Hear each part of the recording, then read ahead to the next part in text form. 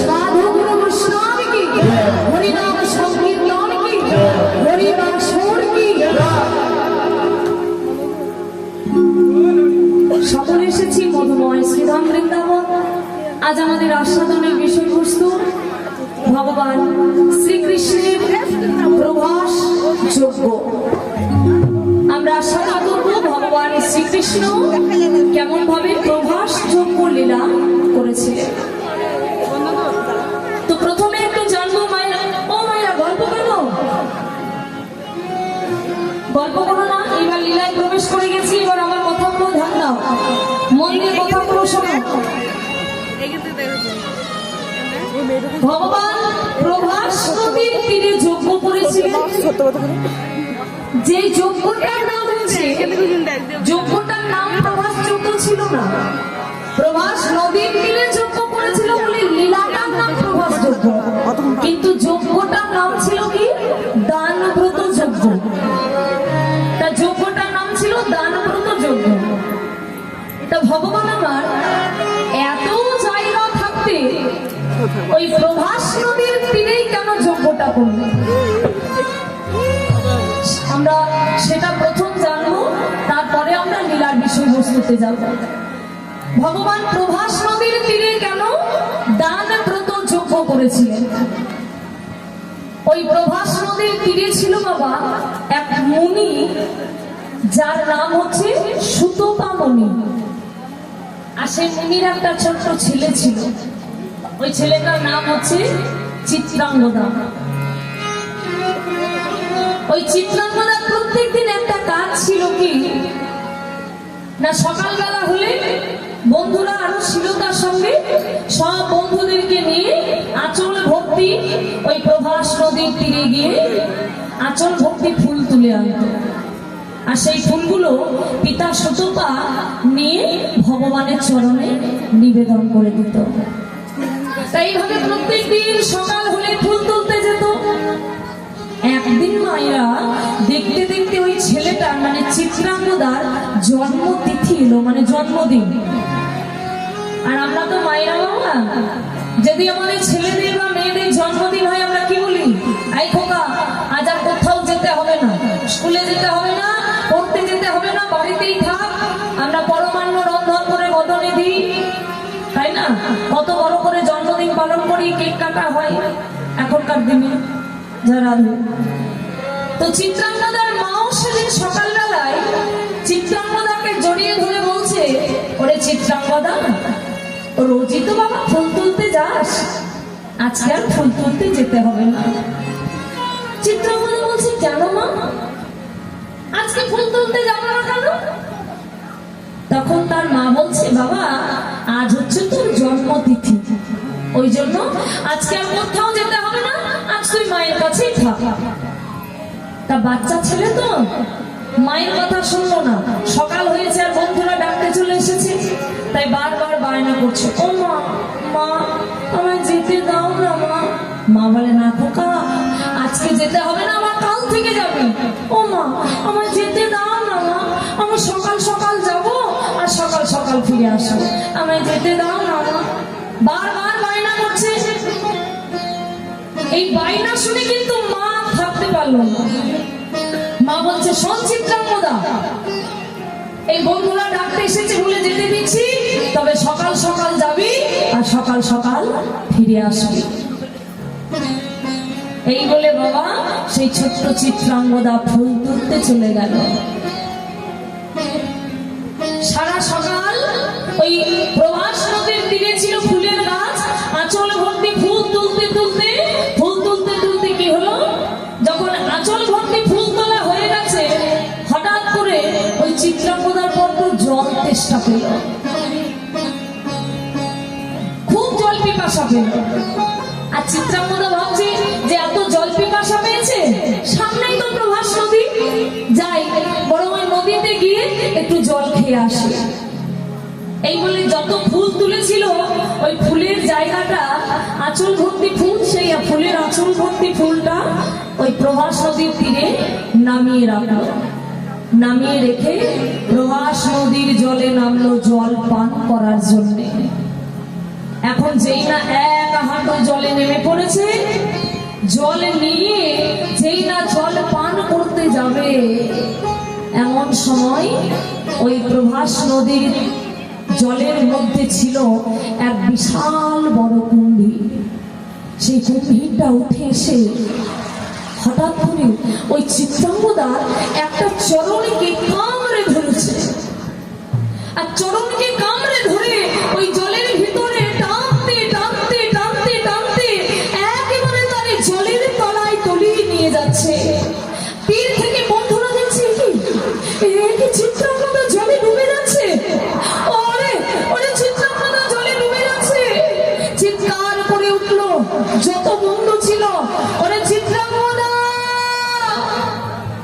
ততক্ষণে জলে ডুবে যাচ্ছে আর ছুটতে ছুটতে বলছে, দেখ চিত্রাঙ্গদা জলে ডুবে গেল, তাড়াতাড়ি চল।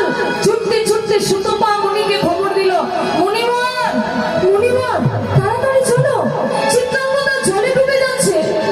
সঙ্গে সঙ্গে পুজোর থালা ফেলে দিয়ে সুতপা মুনি ছুটতে ছুটতে ছুটতে ছুটতে যতক্ষণে প্রভাস নদীতে এলো, ততক্ষণে সেই ছোট্ট চিত্রাঙ্গদা একেবারে জলের তলায় তলিয়ে গেছে। মুনিবর এসে দেখছে সে আর নেই। তখন মুনিবর ওই প্রভাস নদীর জলে নামলো, নেমে প্রভাস নদীর জলকে বলছে, প্রভাস রে, আমার একমাত্র সন্তান, আমার একমাত্র মা বলা পাখি, তাকে তুই আমার মুখ থেকে কেড়ে নিলি। এই প্রভাস, আমি আমি তোর কাছে হাত জোর করছি, প্রভাস আমার ছেলেটাকে ফিরিয়ে দে, অমন করে আমার ছেলেটাকে কেড়ে নিস না, আমার ছেলেটাকে ফিরিয়ে দে না প্রভাস। ওরে আমার একমাত্র বাবা বলা ধন, তারে তুই কেড়ে নিস না, ওকে ফিরিয়ে দে। কিন্তু প্রভাস কোনো কথা বলে না, বারবার অনুনয় বিনয় করছে, মুনিবর দে না প্রভাস, আমার ছেলেটাকে ফিরিয়ে দে, ওরে আমার করে কেড়ে নিস না, ওকে আমার কোলে ফিরিয়ে দে। কিন্তু কিছুতেই যখন কথা শুনলো না, এক সময় সুতপা মুনি রেগে গেল। রেগে গিয়ে প্রভাস নদীকে বলছে, প্রভাস তোর এত বড় সাহস যে তুই আমার ছেলেকে কেড়ে নিয়েছিস, অথচ আমি বারবার তোকে বলার সত্ত্বেও তুই আমার ছেলেকে ফেরত দিলি না। তবে শুনে না, আজ আমি তোর জল স্পর্শ করে এই জলের মধ্যে দাঁড়িয়ে দাঁড়িয়ে আমি তোরে আজ অভিশাপ দেব। সেই দিন সুতপা মুনি ওই প্রভাস নদীর জল স্পর্শ করে প্রভাস নদীকে অভিশাপ দিয়েছিল, ওরে প্রভাস, আমি আজ তোরে অভিশাপ দিলাম, আমার ছেলেকে জলের তলায় তলিয়ে দেওয়ার অপরাধে আজ থেকে, এখন থেকে তোর এই শুদ্ধ জল আজ থেকে অপবিত্র হয়ে যাবে। কৃমিকীটে পরিণত হবে তোর জল, নোংরা পচা বলায় পরিণত হবে তোর জল। কোনদিন কোন শুভ কাজে এই জল আর ব্যবহার করা যাবে না। যেই না এত বড় অভিশাপ দিল, আর কি প্রভাস থাকতে পারে গো? এই এত বড় অভিশাপ মাথায় করে নিয়ে প্রভাস নিজের মূর্তি ধারণ করে সুতপা মুনিকে করজোর করে বলল, মুনিমা এত বড় অভিশাপ আমায় দিও না, আমি তোমার ছেলেকে মারিনি, আমি তোমার ছেলেকে মারিনি। তুই মারিসনি? তবে কে মারলো আমার ছেলেকে? বলছে, মণিবর আমার জলের নিচে ছিল এক বিশাল বড় কুম্ভীর, সেই তোমার ছেলের চরণ ধরে তাকে টানতে টানতে জলের তলায় নিয়ে চলে গেছে। আমি তোমার ছেলেকে মানিনি, তুমি আমার এই অভিশাপ ফিরিয়ে দাও, আমার জলকে পবিত্র করে দাও। মণিবর বলল, প্রভাস,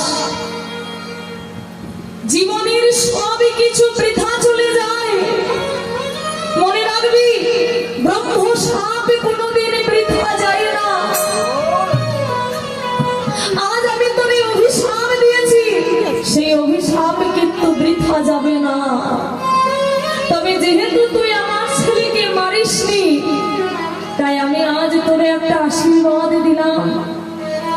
ভগবান কৃষ্ণ লীলা অবতারে যেদিন বৃন্দাবনে আসবে, বৃন্দাবন থেকে দ্বারকায়, মথুরা, মথুরা থেকে দ্বারকায় যাবে, সেই দ্বারকার রাজা হয়ে যেদিন ভগবান কৃষ্ণ প্রভাস নদীর তীরে যজ্ঞ করবে, আর যজ্ঞের শেষে সেই যজ্ঞের চিতা ভস্ম যেদিন তোর জলে ফেলবে, সেই দিন থেকে আবার তোর জল পবিত্র হয়ে উঠবে। তাই গৌর হরি বল। এই জন্য বাবা, ভগবান কোন নদী নয়, একমাত্র প্রভাস নদীর তীরে যজ্ঞ করেছিল। কেন? এই প্রভাস নদীর জলকে পবিত্র করবে বলে। আর যে ছোট্ট চিত্রাঙ্গদা আজকে জলের তলায় গেল, সে কোথায় গেল? কোথায় আছে না মায়েরা? যে পুজো করে আর যে পুজোর জোগাড় করে, যে পুজোর জোগাড় করে সে বেশি পুণ্যবান। যে পুজো করে তার থেকে যে পুজোর জোগাড় করে তার পুণ্য বেশি। যেহেতু সে ভগবানের জন্য ফুল এনে দিত, তাই ওই যখনই সে জলের তলায় চলে গেল, বৈকুণ্ঠ থেকে স্বয়ং বিষ্ণুদূত এসে তাকে সরাসরি একবারে বৈকুণ্ঠের পথে নিয়ে চলে গেল। হরি বল, হরি বল।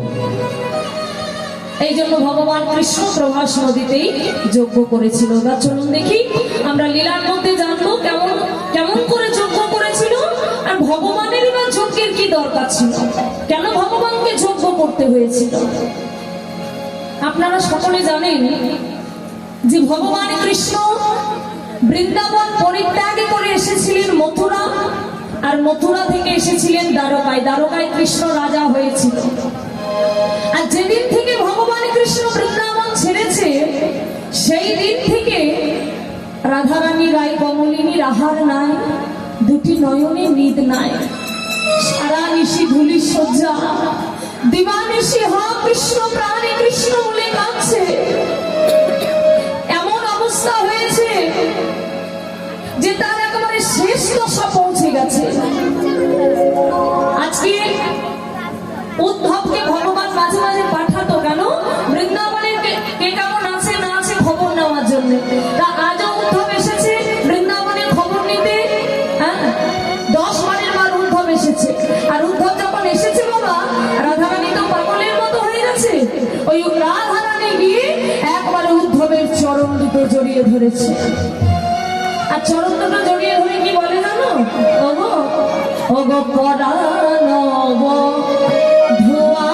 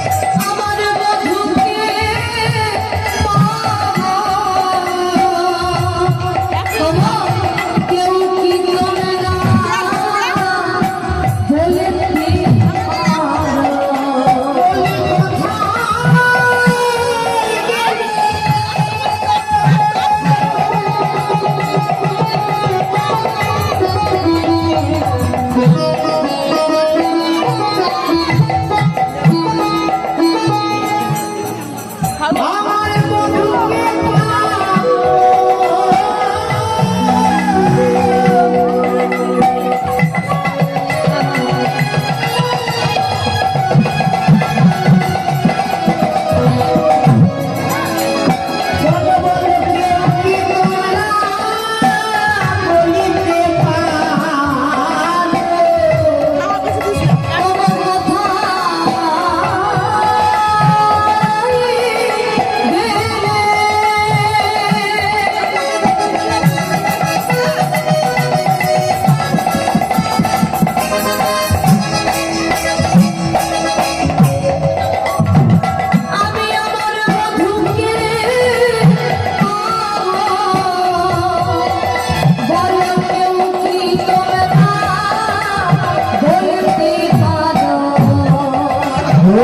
কোথায় গো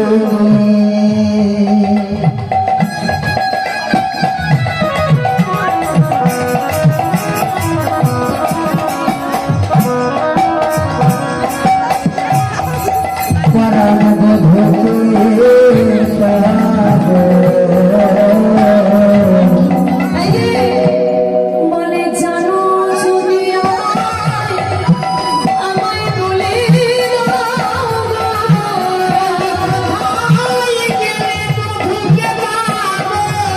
যদি আমার বলে যাবো যদি আমার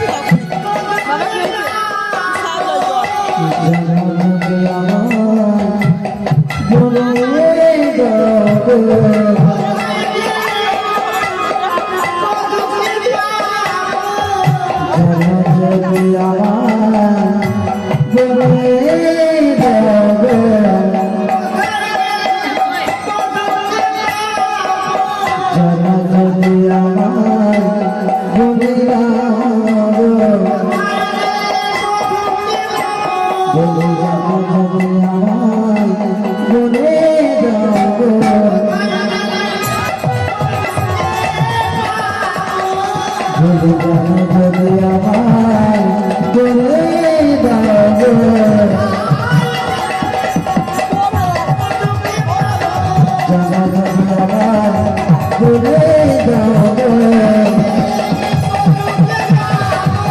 যদি আমার বলে যাবো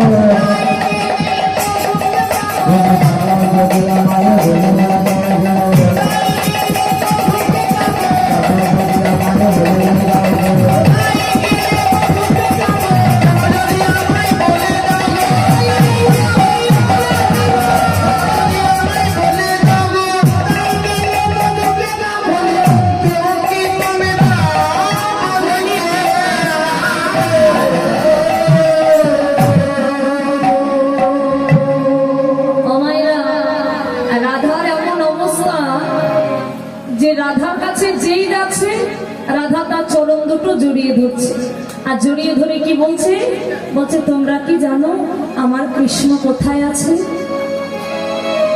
এদিকে বিধির নন্দন দেবর্ষি নারদ মনে মনে চিন্তা করছে যে নারায়ণ বলে আমার চেয়েও নাকি বড় ভক্ত আছে জগতে, তা আমি সর্বদা বিনা বাজিয়ে নারায়ণের নাম গাই, আমার চেয়েও আমার বড় ভক্ত যে সর্বদা নারায়ণের নাম গায়, যে নারায়ণ ছাড়া কিছু জানে না, প্রভু ছাড়া কিছু জানে না, তার থেকেও বড় ভক্ত কি আছে। আমিও পরীক্ষা করে দেখব যে বিশ্বের মাঝে আমার চেয়েও বড় ভক্ত কেউ আছে কিনা। এই চিন্তা করে আজ বাবা দেবর্ষি নারদ চলল ভক্তের খোঁজ করতে, কোথায় আছে ভক্ত।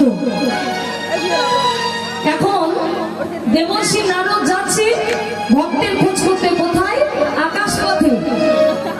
ও গো এত চিন্তা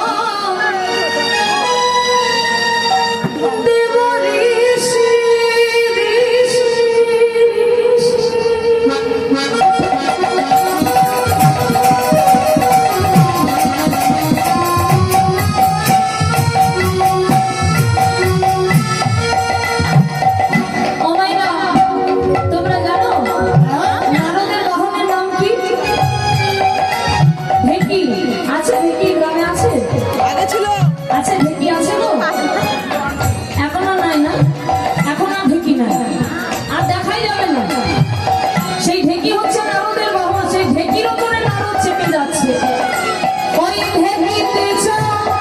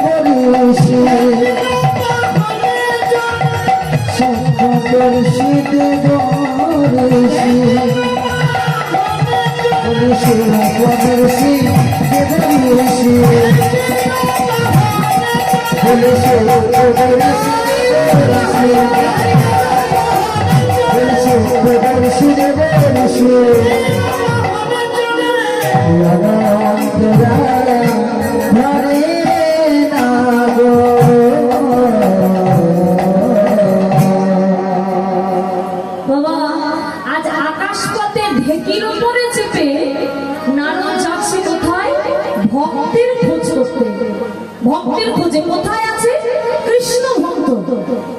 এখন ভক্তের খোঁজ করতে যখন আকাশ পথে ঢেকির উপরে চেপে চলে যাচ্ছে, হঠাৎ কি হলো জানো? ওই যেতে যেতে একটা তাপ, প্রচন্ড একটা উত্তাপ নিচের থেকে উপর দিকে উঠে নারদের সর্বাঙ্গ যেন জ্বালিয়ে পুড়িয়ে দিল। নারদ মনে মনে করছে কি এই তাপটা কোথা থেকে এলো? এই তাপে যেন আমার সর্বাঙ্গ জ্বলে গেল। কোথা থেকে এলো এই তাপ? এ তো সূর্যের তাপ নয়। সূর্যের তাপ হলে সেটা তো উপর থেকে নিচে আসবে, কিন্তু তাপটা এলো নিচ থেকে ওপরে। যেই না এই বলে নরর নিচের দিকে তাকালো, আকাশ পথে আছে, যেই নিচের দিকে তাকালো কি দেখলো জানো? নিচের দিকে তাকিয়ে দেখছে জায়গাটা কোথায়? না জায়গাটা হলো মধুময় শ্রীধাম বৃন্দাবন। হরি বল হরি বল হরি বল। তাপটা কিসের তাপ? আগুনের তাপ নয়, বৃন্দাবন থেকে তাপটা উঠলো। তাপটা কিসের তাপ বাবা? সূর্যেরও তাপ নয়, আগুনেরও তাপ নয়, তাপটা হলো কৃষ্ণ বিরহের তাপ। হরি বল। আবার কৃষ্ণ বিরহের তাপ। ওই যে যেদিন থেকে কৃষ্ণ চলে গেছে সেই দিন থেকে রাধা রানী দেখানি আর বৃন্দাবনের যত মানুষ আছে সবাই যে কৃষ্ণ বিরহে কাতর, সবাই যে কৃষ্ণ বিরহে কাতর। আর মনে রাখবে সংসারের বিরহ, সংসারে হচ্ছে তিনটে জ্বালা, আধ্যাত্মিক, আদি ভৌতিক, আদি দৈবিক। এই তিন রকমের জ্বালা আমরা সব সময় ভোগ করছি। এখানে কোনো একটা ভক্ত বুকে হাত রেখে বলতে পারবে না যে আমার সংসারে জ্বালা নেই। বাইরে যে যতই ক্যাপাসিটি দেখা, যার যেমন সংসার তার তেমন জ্বালা। জ্বালা আছেই বাবা, সুখ কোনোদিন সংসারে নেই। চাতক পাখি দেখেছো?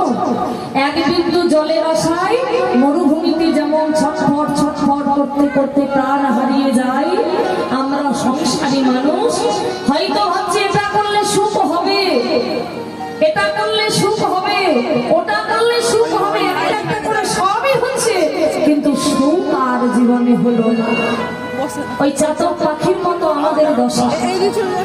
তাই এই যে সংসারের যে বিরহ, সেই বিরহের যে জ্বালা, তার থেকে অধিক জ্বালা হচ্ছে কৃষ্ণ বিরহের জ্বালা। কেন? কেউ যদি গোবিন্দ ভালোবাসো, গোবিন্দ নাম ভালোবাসো, কেমন? এখন গোবিন্দ নাম ভালোবাসার পরে যদি বলা হয় ওই নাম তুমি আর গাইতে পারবে না, ওই নাম তুমি মুখে বলতে পারবে না, দেখবে সেই ভক্তের যে কষ্টটা হবে ওই সংসারে জ্বালার থেকে সেই কষ্টটা অনেক গুণ বেশি। এই জন্য বলে এই যে কৃষ্ণ প্রেম, কৃষ্ণ ভক্তি, এই প্রেম সহজে কারো হতে চাই না বাবা। অকই তব কৃষ্ণ প্রেমে যেন যোগ নদহেম, হেন প্রেম লোকে না হয়, প্রেমে যার হয় তার যোগ, যার না হয় তার বিয়োগ, বিয়োগ হইলে কভু বাজি হয়। এই কৃষ্ণ প্রেম, প্রেম হচ্ছে দুই রকমের, এক হচ্ছে কৈতব প্রেম আর দুই হচ্ছে অকৈতব প্রেম। একটা হচ্ছে আশ্রয় জাতীয় প্রেম, একটা হচ্ছে বিষয় জাতীয় প্রেম। আশ্রয় জাতীয় প্রেম কোনটা? এই যে জগতের প্রত্যেকটা মা বাবা যেমন সন্তানকে ভালোবাসে, এটা হচ্ছে আশ্রয় জাতীয় প্রেম। কেন না? মা বাবা যদি সন্তানকে ভালোবাসে মায়েরা, দেখবে সেই ভালোবাসাটার পিছনে কিন্তু কোনো কারণ থাকে না। মা বাবা যদি সন্তান ভালোবাসে, সেই সন্তানকে ভালোবাসার পিছনে মা বাবার কোনো কারণ থাকে না, এটা হচ্ছে আশ্রয় জাতীয় প্রেম। আর বিষয় জাতীয় প্রেম কোনটা? না জগতের কোনো সন্তান যদি কোনো মা বাবাকে ভালোবাসে, তবে জেনে রাখবে তার পিছনে কিন্তু কারণ থাকলেও থাকতে পারে। তাই সন্তানের ভালোবাসাটা হচ্ছে বিষয় জাতীয় প্রেম, মা বাবার ভালোবাসাতে কোনো খাত থাকে না। আর সন্তান যদি মা বাবাকে ভালোবাসে, তার পিছনে কোনো কারণ থাকলেও থাকতে পারে, এটা হচ্ছে বিষয় জাতীয় প্রেম। এই প্রেম কি সহজে হয়? বলছে যার হয় তার যোগ। প্রেম যদি কারো হয়ে যায় তার যোগ হয় প্লাস, যার না হয় তার বিয়োগ, যার হয় না তার মাইনাস। আর বিয়োগ হইলে বহু নাজি হয়। মানে একবার যদি ভগবান পেয়ে ভগবান হারিয়ে যায়, তাহলে সেই ভগবান প্রাণে বেঁচে থাকাটাই দুষ্কর হয়ে যায়। বিয়োগ হইলে বহুবাজি হয়, বিয়োগ হয়ে গেলে আর প্রাণে বাঁচে না। যে দশা হচ্ছে আজকে রাধা রানী, ভগবানকে পেয়ে ভগবান চলে গেল। যাকে বলে বাবা আমাদের এই জাগতিক জগতে বন্ধা নারী, মায়েরা বোঝো? বন্ধা নারী মানে হচ্ছে বাঁধা নারী। যে মায়ের কোনোদিন সন্তান হয় না, ওই মায়ের সন্তানের মুখ থেকে মা ডাক শুনতে পায় না, তার যে কষ্টটা হয়, আমার মনে হয় যদি কোনো মায়ের সন্তান হয়ে সন্তান হারিয়ে যায়, সেই মায়ের কষ্টটা ওই একটা বন্ধা নারীর থেকে অনেক অনেক গুণে বেশি হয়। মা ডাক না শোনার কষ্ট আলাদা, কিন্তু শুনে হারানোর যে যন্ত্রণা সেটা আরো বেশি। আজকে রাধা রানীর হচ্ছে সেই দশা। ভগবানকে পেল, পেয়ে আমার ভগবান চলে গেল। এই কষ্ট কি বোঝা যায় গো? এই বিরহে কি সহ্য করা যায়? এই যে কৃষ্ণ বিরহ, এই বিরহের উত্তাপ নারদের সর্বাঙ্গ জ্বালিয়ে পুড়িয়ে ছাই করে দিল। সঙ্গে সঙ্গে নারদ নিচে নামলো বৃন্দাবনে। রাধার কাছে আস্তে আস্তে গিয়ে দেখছে রাধার কি দশা ভগবানের জন্য। একবারে শেষ দশা এমন হয়েছে বলা যে অঙ্গে একটা কাপড় পর্যন্ত তার ধরে রাখার ক্ষমতা ছিল না। সখীরা অঙ্গে একটা কাপড়কে চাপিয়ে দিয়ে রেখেছে। নারদের রাধার দশা দেখে মনে মনে হচ্ছে মা গোবিন্দ, মা এই তোমার প্রেম, তুমি বলতে বৃন্দাবনের রায় আমার সর্বস্ব ধন, রায় আমার আরাধনা, রায় আমার প্রেমের গুরু, এই কি তোমার ভালোবাসা গোবিন্দ? আজ রাধাকে দেখে বুঝতে পারলাম যে আমি জগতে সবচেয়ে বড় ভক্ত ভক্তা, কিন্তু না, জগতে রাধার থেকে বড় ভক্ত এই ত্রিজগতের মাঝে আর কেউ হতে পারে না। রাধা রানী হচ্ছে ভক্ত শ্রেষ্ঠা। কেন? সামান্য মেয়ে ছেলে নয় গো, সামান্য নারী সে নয়। ত্রিজগতে ভক্ত শিরোমণি হচ্ছে রাধা ঠাকুরানী। এখানে বুঝতে হবে রাধা কি? ঊর্ধ্ব হতে নিম্নগামী, যার নাম ধারা, নিম্ন হতে ঊর্ধ্বগামী, তার নাম রাধা। যেমন তেমন কোন সামান্য নারী নয় সে। এমন করে ভগবান ভালোবেসেছিল যে ভগবানকে একবারে নিজের করে পেয়েছিল, যেটা জগতে আর কেউ পায়নি। আজকে সেই রাধা ভক্ত শ্রেষ্ঠা। নারদের অহংকার চূর্ণ হলো রাধাকে দেখে যে এর চেয়ে বড় ভক্ত জগতে আর কেউ হতে পারে না। তবে গোবিন্দ, জগতের সবাই জানে আমার নাম হলো নারদ, সবাই জানে আমার নাম নারদ। অমাইরা বলো তো, নারদ কি ভালো পারে? জুড়তে পারে না ভাঙতে পারে? ভাঙতে পারে, মানে ঝগড়া লাগাতে ভালো পারে। সকালবেলায় যদি সংসারে একবার নারদের নাম করো, ওই সংসারে সারাদিনে 3 বার ঝগড়া হয়। ঝগড়া লাগাতে নারদ ভালো পারে।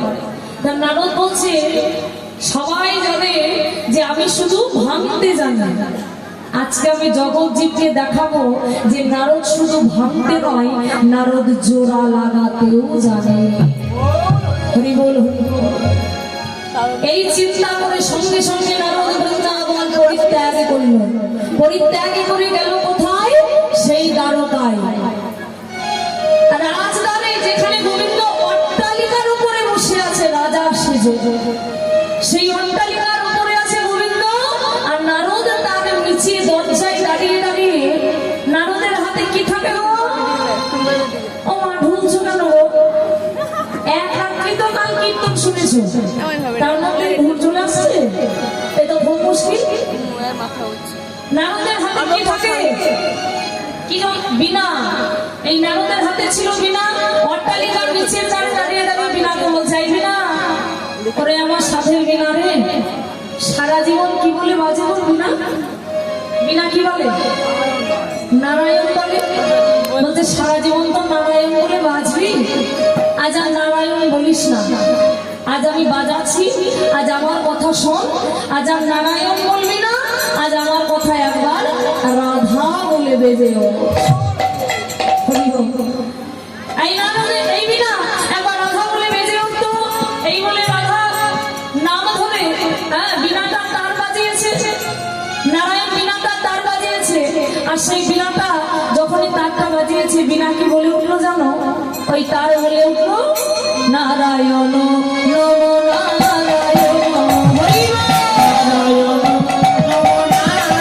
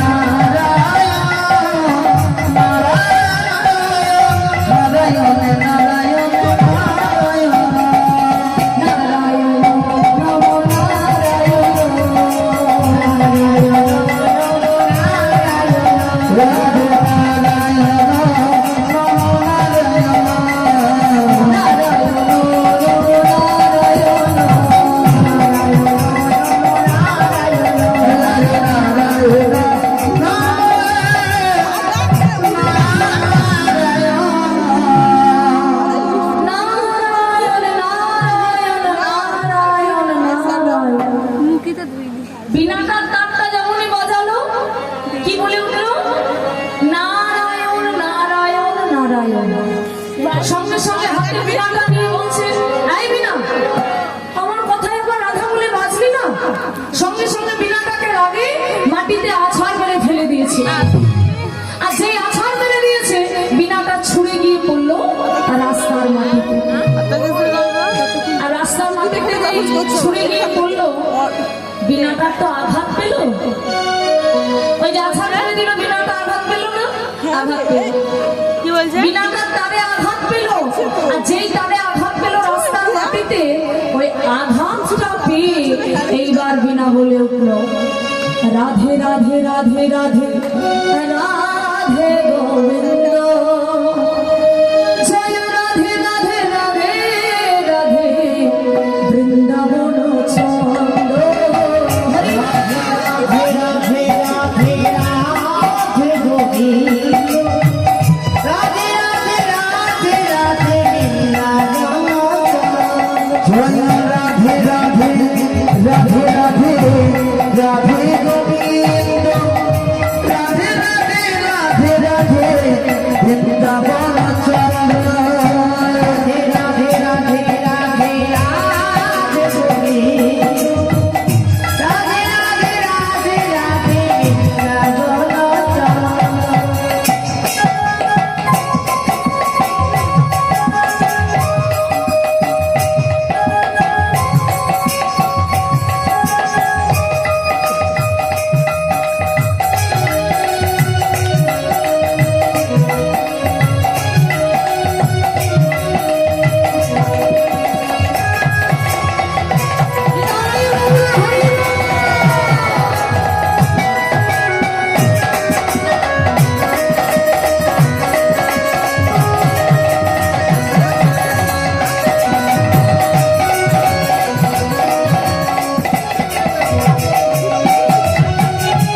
রাধে গোবিন্দ বৃন্দাবন চন্দ্র।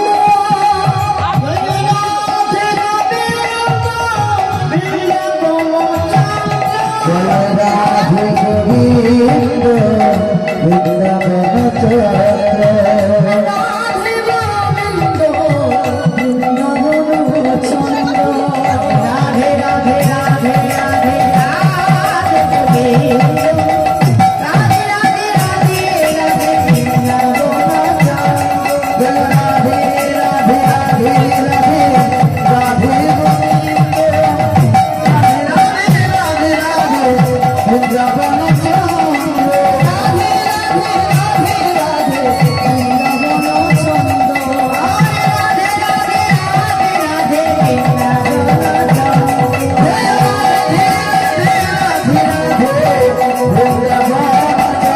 জয় রাধে রাধে রাধে রাধে বৃন্দাবন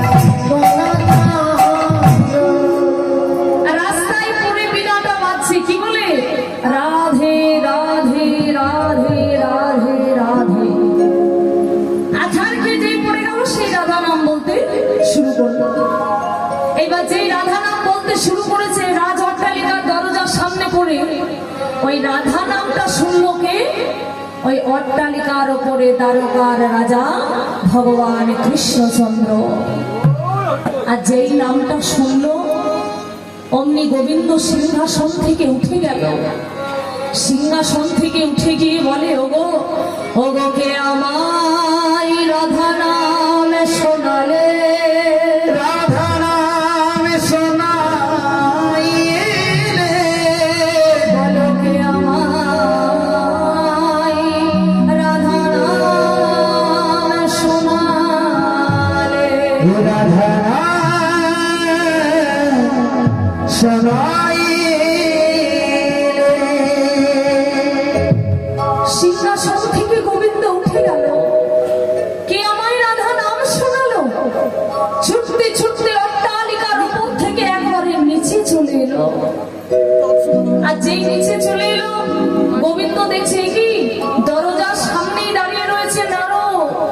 আর রাস্তার মাটিতে পড়ে বিনাটা বেজে যাচ্ছে, রাধে রাধে রাধে রাধে রাধে। গোবিন্দ নারদকে করজোরে বলছে, নারদ তুমি বাইরে গেল, এসো নারদ এসো, আমার ঘরে এসো। বড় যত্ন করে নারদকে বসালো, বসিয়ে নারদের চরণ দুটো গোবিন্দ নিজের হাতে ধৌত করে দিল। এইবার নারদকে প্রশ্ন করছে, নারদ তুমি আমায় রাধার নাম শোনালে কেন? ও নারদ, তুমি কি বৃন্দাবনে গিয়েছিলে?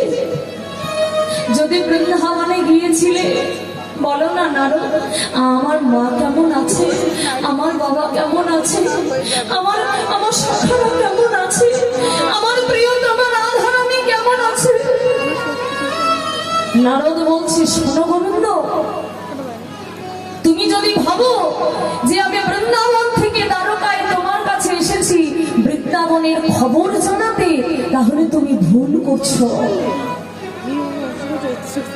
আমি তোমাকে বৃন্দাবনের খবর দিতে আসিনি গোবিন্দ। লোকে তোমায় বলে তুমি নাকি ধর্মের মূরতি, এই কি তোমার ধর্ম? কেন কেন নারদ, আমি কি করেছি তুমি আমার কথা বলছো কেন? নারদ বলছে, বলবো না গোবিন্দ, তুমি ভগবান হয়ে অধর্ম করেছো। আমি অধর্ম করেছি? হ্যাঁ করনি। ওগো গোবিন্দ, সন্তান হয়ে মা বাবাকে কাঁদিয়ে চলে এসেছো, অধর্ম নয়। বন্ধু হয়ে বন্ধুদের কাঁদিয়ে এসেছো, অধর্ম নয়। প্রিয়তমা হয়ে প্রিয়তমা রাধা রানীকে কাঁদিয়ে এসেছো, অধর্ম নয়। গোবিন্দ, আমি শুধু তোমার কাছে এসেছি তোমার পাপের কথাটা স্মরণ করিয়ে দিতে, যে ভগবান হয়ে আজ তুমি কত বড় পাপ করে বসে আছো। সন্তান হয়ে মা বাবাকে কাঁদানো অধর্ম নয়, এগুলো সবই তো অধর্ম। তুমি শুধু অধর্ম করনি গোবিন্দ, তুমি পাপ করেছো। শুধু পাপে করনি তুমি, তুমি হলে এই দ্বারকার রাজা হয়ে মহা পাপের পাপী। এই কথা যেই না গোবিন্দ শুনেছে, সঙ্গে সঙ্গে নারদের চরণ দুটো ধরেছে। নারদ, এ তুমি কি বলছো? হ্যাঁ গোবিন্দ, তুমি হলে মহা পাপের পাপী। সেই পাপের কথা স্মরণ করাতেই আমি তোমার কাছে এসেছি। তখন গোবিন্দ বলছে, ওগো নারদ, ভগবান হয়ে কতদিন পাপের বোঝা বইব? তুমি শুধু আমায় বলে দাও, এই পাপ থেকে আমি কেমন করে মুক্তি পাবো, কেমন করলে আমি পাপের প্রায়শ্চিত্ত করতে পারবো? এই পাপের বোঝা আমি বইতে পারবো না। ভগবান হয়ে বলো, আমায় কি করতে হবে পাপ থেকে মুক্তি পেতে? দেখেছেন বাবা, আজ ভগবানও পাপ করলো, তবে পাপের খাতায় ভগবানেরও ছাড় হলো না। পাপের খাতায় ভগবানেরও ছাড় হলো না। যে অপরাধ করবে মনে মনে চিন্তা করবে, রাতের অন্ধকারে কেউ তো দেখতে পেল না, খারাপ কাজ করে দিলাম, ওগো কেউ দেখতে পেল না, কিন্তু একজনের কাছে সর্বদাই খাতা সারার কাজ চলছে। তার খাতায় কোনো অপরাধী ছাড় হয় না। এই যে অপরাধী ছাড়, এমনকি ভগবানেরও ছাড় হয়নি, ভগবানের মায়েরও ছাড় হয়নি, ভগবানের বাবারও ছাড় হয়নি, ভগবানের ছেলেরও ছাড় হয়নি। হরি বল, হরি বল। তাহলে আমরা তো সামান্য মানুষ, কোন দূরের কথা। আজকে ভগবানকে পাপের প্রায়শ্চিত্ত করতে হচ্ছে। দেখুন নারদ বলছে, বলো আমায় কি করতে হবে তাহলে আমি পাপ থেকে মুক্তি পাবো? তখন নারদ বলছে, শোনো, এই পাপ থেকে মুক্তি পেতে গেলে একটা কাজ করতে হবে। কি কাজ? ত্রেতাই রামে রাজা ছিল, ত্রেতা যুগে রাজা ছিল রামচন্দ্র, অশ্বমেধ যজ্ঞ করিল।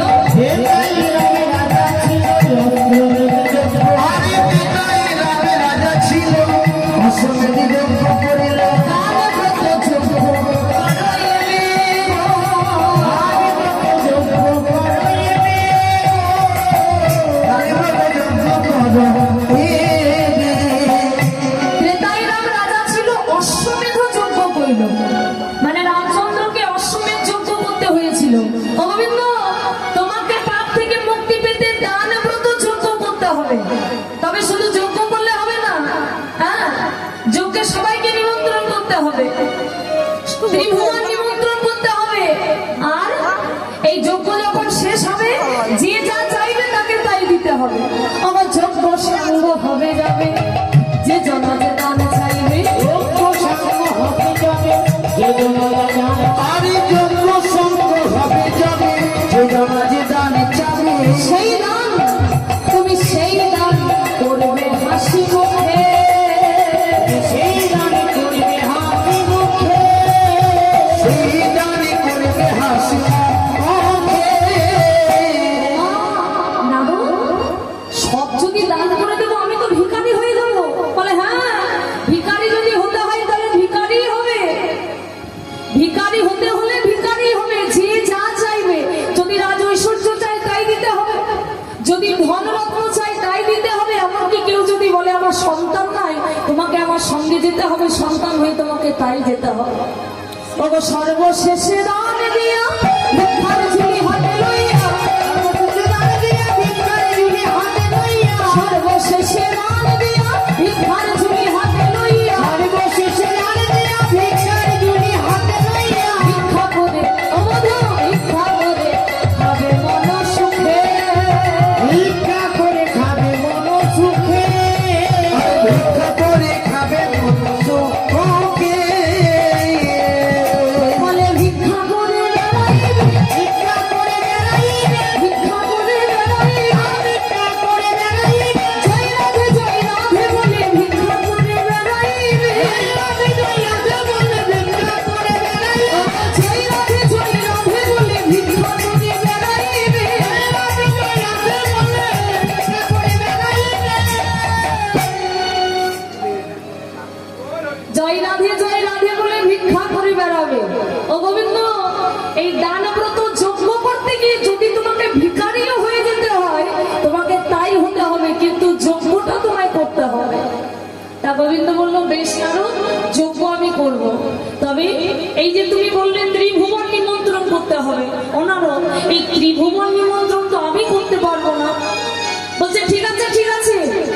ও গোবিন্দ, আমি তো বিনা যন্ত্র বাজিয়ে ত্রিভুবন ঘুরে বেড়াই, তা আমি না হয় নিমন্ত্রণটা করে দেবো ত্রিভুবনে। তুমি এক কাজ করো, তুমি সবার জন্য চিঠি লিখতে শুরু করো, পত্র লিখতে শুরু করো, আমি সবার ঘরে ঘরে গিয়ে পত্র দিয়ে আসবো। এইবার দেখো বাবা, আজ আমার গোবিন্দ পত্র লিখছে, গোবিন্দ আমার পত্র লিখছে, নিমন্ত্রণ করতে হবে তার যজ্ঞে। অগরামের বচন শুনিয়া তখন ওই আর রামের বচন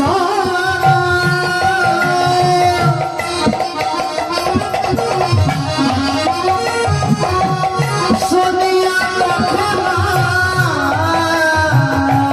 পত্র লিখে নিজ করে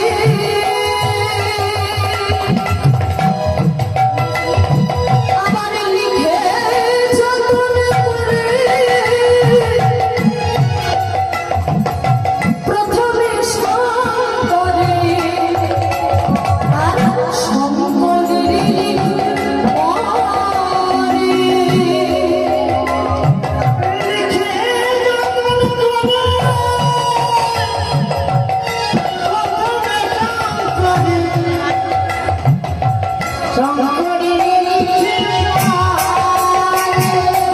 প্রথম চিঠি কাকে দিল? শঙ্করে, মানে ভোলানাথকে। বৈষ্ণবের চূড়ামণি তো, তাই প্রথম চিঠিটা বৈষ্ণবকে দিল। তারপর লিখে গণেশের আর কার্তিকের, লিখে গণেশের আরে কার্তিকের পৃথক পৃথক জনে জনে, আবার লিখে চক্রপাণি লক্ষ্মী বিনাপানি ইন্দ্র আদি দেবগণে। আর লিখে চক্রপাণি লক্ষ্মী বিনাপানি ইন্দ্র আর দেবগণে। সবাইকে এক এক করে চিঠি লিখলো। ও দাদা, চিঠিগুলো লিখে বলাই দাদাকে বলছে, ও দাদা এই চিঠিগুলো নাও তো, দেখো তো ঠিক হয়েছে কিনা। বলাই দাদার হাতে চিঠি দিল, চিঠি দিল বলাই দাদা, এক এক করে চিঠিগুলো দেখলো। চিঠিগুলো দেখে বলছে, এখানে সবাইকে চিঠি দিলি আর বৃন্দাবনে কাউকে চিঠি দিলি বৃন্দাবনে কাউকে কি চিঠি দেওয়া যায়? বৃন্দাবনে তো সবাই আমার নিজের জন, আর নিজের জন যখন চিঠি দিয়ে নিমন্ত্রণ করা যায়? ওদেরকে চিঠি দিলে অপমান করা হবে, আমি ওদের জন্য চিঠি লিখতে পারবো না।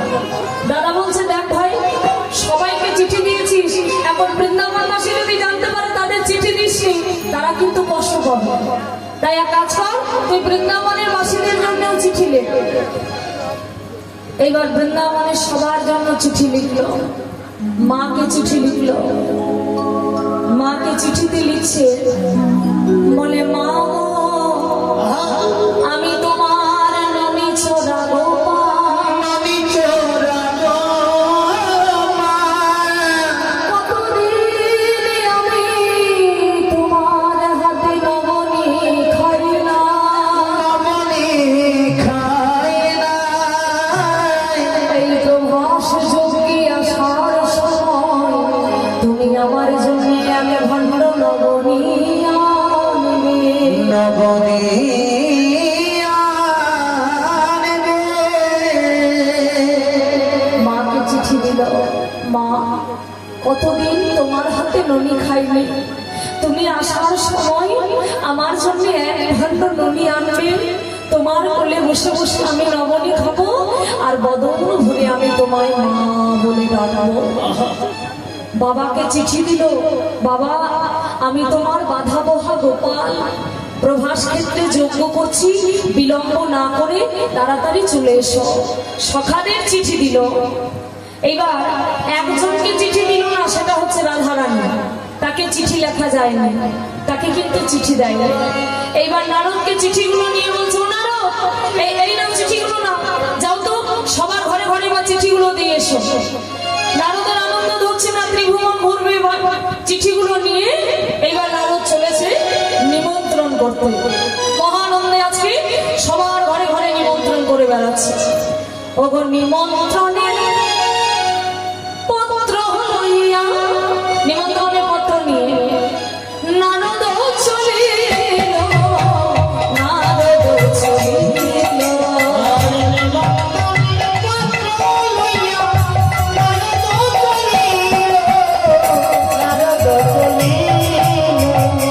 প্রথম পত্র কাকে দিয়েছিল? প্রথম পত্র দিয়েছিল ভোলানাথকে, তাই প্রথমে গেল কৈলাস পর্বতে। কৈলাসেতে যাই ঋষি, ওয়ারি কৈলাসেতে যাই ঋষি, আর কৈলাসেতে যাই ঋষি, কৈলাসেতে যাই ঋষি। শিব করে দিল, শিব করে দিল। শিব করে দিল, শিব করে দিল। এখন ভোলানাথকে পত্র দিয়েছে, ভোলানাথ চিঠি করছে। চিঠিটা পড়ে ভোলানাথের কি আনন্দ! বাপরে, ভগবান চিঠি দিয়েছে, যজ্ঞে যেতে বলেছে। পত্র পাইয়া আনন্দে আনন্দে পত্র পাইয়া আনন্দে আনন্দে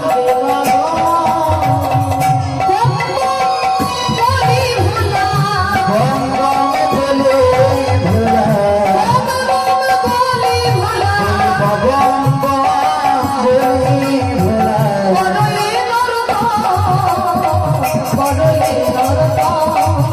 আরে বম বম বলে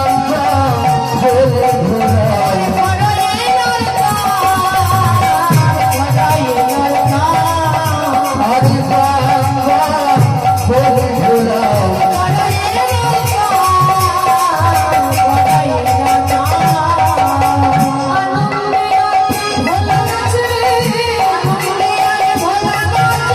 বলি আনন্দে আজ ভোলা নাচে রে, বলি বম বম বলে আনন্দে আজ ভোলা নাচে রে।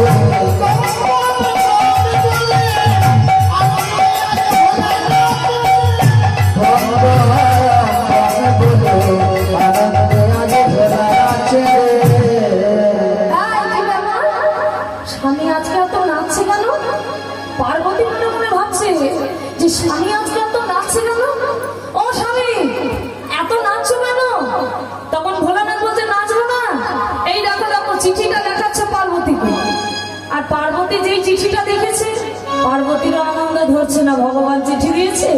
সেও তখন ভোলানাথের সঙ্গে নাচতে শুরু করেছে।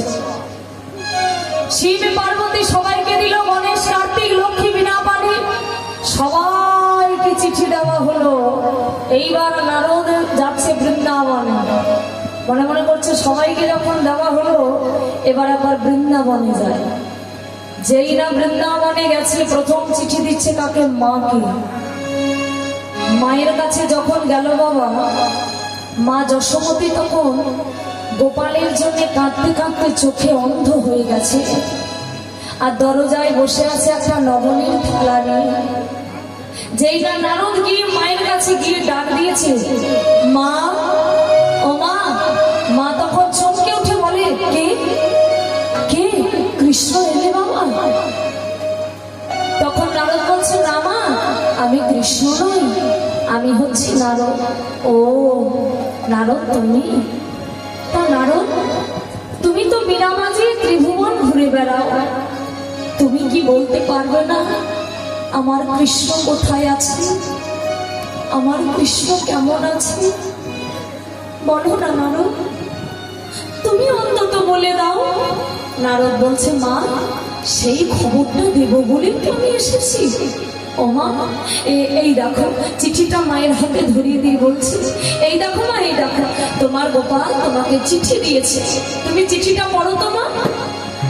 জানো মায়েরা, মা তখন তাড়াতাড়ি চিঠিটা খুলে যেই চিঠিটা পড়তে যাবে, অমনি চিঠিটা মার পড়তে পারল না।